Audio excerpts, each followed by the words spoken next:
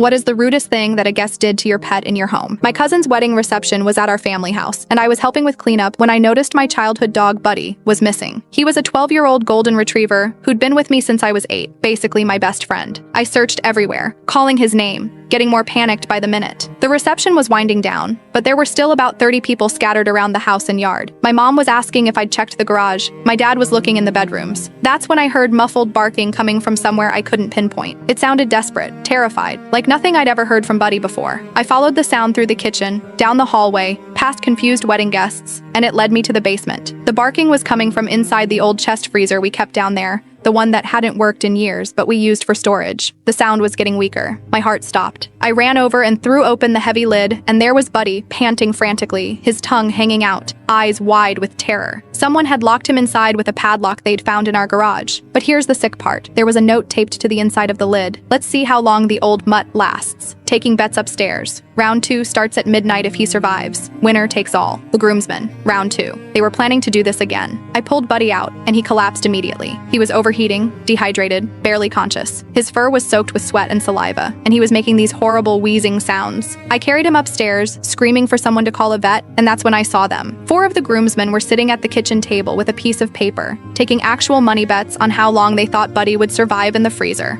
They had a timer running on someone's phone, showing 47 minutes and counting. They'd written down different time predictions next to their names. There was over $200 in cash on the table, and they were drinking beer like it was entertainment. When they saw me carrying Buddy, one of them, the best man, actually had the nerve to say, "Aw man, you ruined it. We were gonna let him out in like 10 more minutes." Then he looked at his phone and added, "He lasted longer than I thought. I win the side bet." Another groomsman started complaining about losing his money, saying, "This is bullshit. The dog cheated somehow. Like my dying dog was some kind of casino game they'd been robbed of. 10 more minutes would have unalived him." I lost my mind. I started swinging at all of them, screaming about how they'd nearly murdered my dog for entertainment. The best man tried to grab the money and run, but I tackled him to the floor. My uncle had to physically restrain me while someone else called 911. Wedding guests were screaming. My cousin was crying. The vet said Buddy was minutes away from heat stroke. His body temperature was dangerously high, and if I'd found him even 5 minutes later, he would have died. All 4 groomsmen got arrested that night. Turns out, betting on animal cruelty is illegal in multiple ways, and the Round 2 note made it premeditated abuse. My cousin's marriage lasted 6 months. Apparently, she couldn't get over the fact that her new husband's friends were psychopaths who did horrible things to animals for money, and he defended them. Buddy recovered fully and lived 3 more happy years. Those groomsmen all got criminal records and had to pay thousands in vet bills and legal fees.